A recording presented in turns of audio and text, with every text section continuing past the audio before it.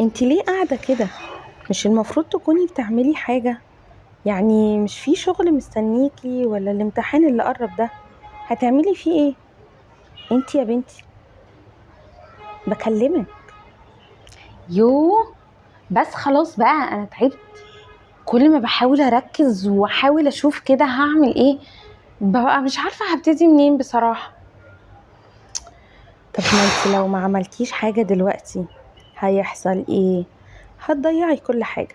الناس كلها بتشتغل وبتتقدم، وانتي قاعدة هنا عمالة تضيعي في وقتك. خليكي قاعدة انا كده ما عارفة، بتعمليش حاجة. بس مش قادرة. حاسة اني مخنوقة، كل حاجة متراكمة فوق دماغي.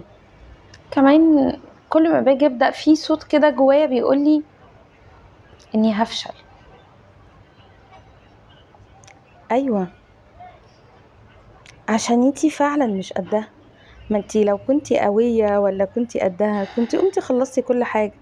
بس انتي اللي بتعقديها، ما لا بتحبيش مش تبتدي صح. الا لما تكون انا كل بس حاجة كل اللي بيرفكت. محتاجاه اني اهدى شوية. مش لازم اول ما ابتدي اعمل كل الحاجات اللي ورايا. صح ولا ايه؟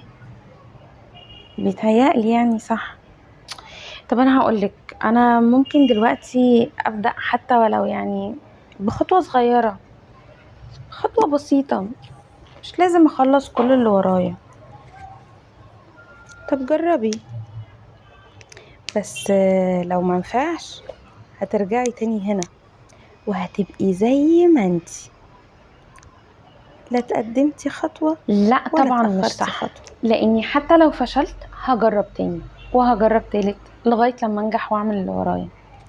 المهم اني في الاخر ما اسيبش صوت القلق بتاعك ده هو اللي يتحكم فيا ويتحكم في دماغي ويتحكم في مستقبلي.